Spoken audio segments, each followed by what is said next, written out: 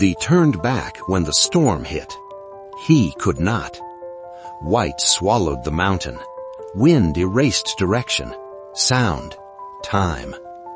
His hands stopped working first, then his eyes. Snow blindness burned everything white. Pain faded. That was the danger. They left him there, not cruel, just honest. No one survives this. But he refused to lie down. He crawled, not forward, not backward, just away from death. Ice tore skin. Frozen fingers snapped like wood. Sleep begged him to close his eyes. He knew if he did, it was over. Hours passed, maybe days. The mountain stopped counting. Then he felt rock, real ground, not drifting snow. A shape appeared through the white, a tent or a hallucination. It was real. They stared at him like a ghost. He should have been dead.